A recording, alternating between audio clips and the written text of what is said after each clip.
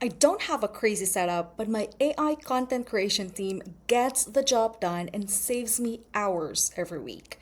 Takes care of the whole thing from research to ideation to writing drafts. It is not fully automated either, and that's by design. So, in the next few minutes, I'm gonna walk you through the entire workflow, where the ideas come from, who's on the team, what each of them actually produces, and the one feedback loop at the end that makes the draft sound more like me every week. And no, it's not some fancy setup that requires you to be technical. You just need a system, and I'm gonna show you mine step by step. By the way, if you're new to my world, my name is Hazel June, and I've worked with online experts and thought leaders since 2018.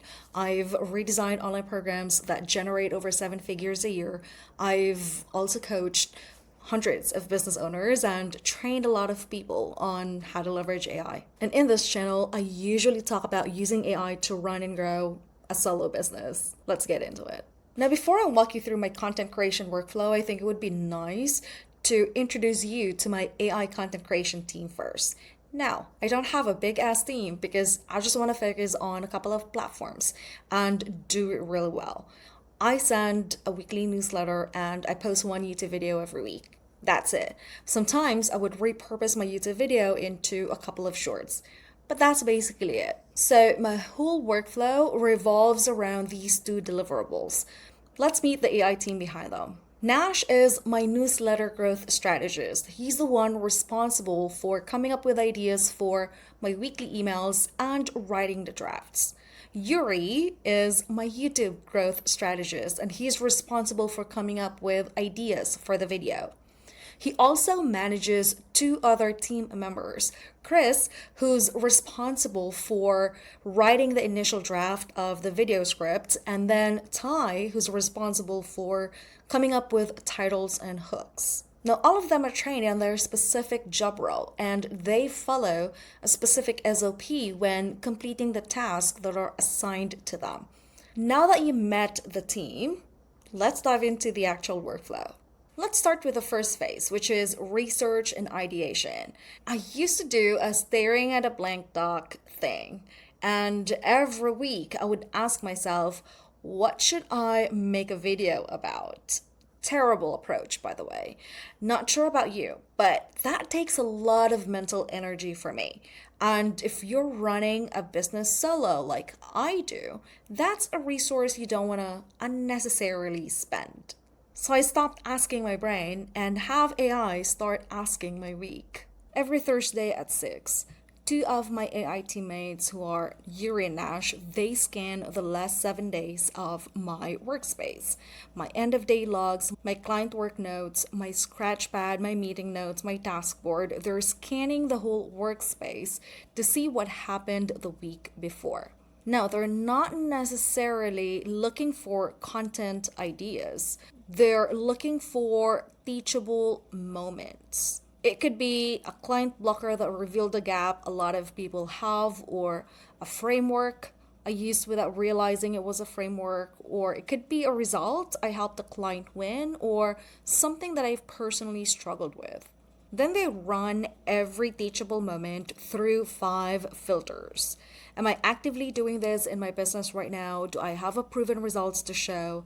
Has this topic come up in actual sales conversations? Can I teach it in steps? And is there a reason it matters this week? And then phase two is recommendations, which means that Nash and Yuri, after scanning the workspace for teachable moments, it's going to present 5 recommendations on what those content ideas could be. And each recommendation will be formatted this way. So each of them has a reasoning attached and the exact log it was pulled from. And then it will be saved to my review folder so that I can check their suggestions and pick one for email and one for YouTube. That's basically my whole ideation process. Takes a few minutes and the following week's content direction is locked. As you've probably noticed, the research phase is essentially scanning my workspace for teachable moments. Now I have a scheduled task that runs automatically an hour before my content workflow starts, and it's a YouTube scanner. And what it does is that it scans YouTube for top keywords, trending topics, saturated angles, underrepresented angles, and title formats. And then it's going to create a YouTube trend brief. And it's really meant to give me and my AI team a pulse of what the market is actively searching for in YouTube. Now, Yuri and Nash will take this brief into consideration when looking for teachable moments in my workspace so we can leverage what's already trending in my niche. This is the full phase one work. All of the content ideas are anchored on what actually happened in my business or something that I learned from doing client work or interacting with leads and partners. That is by design because the point is not speed per se, it's to create content that doesn't sound like everybody else. Now, let's talk about how the content drafts actually get produced in one session. As you can see, these are the 5 content ideas that were recommended by both Yuri and Nash. What happens next is running this writing session workflow, and I specified what topic I want for the email and for YouTube. And then once I picked the topics, my AI team members are going to start working on the drafts. As you know, I don't have one assistant and I do not use prompts. I have specialists and repeatable instructions. Nash handles the newsletter, full email draft, plus 3 subject line options. And then for YouTube, Ty does titles and hooks, 3 of each, and then every hook is assembled from what we call the hook Legos: proof, pain, objections. And then Chris writes the full video script and video description. Now, what makes a teammate different from a typical AI prompt?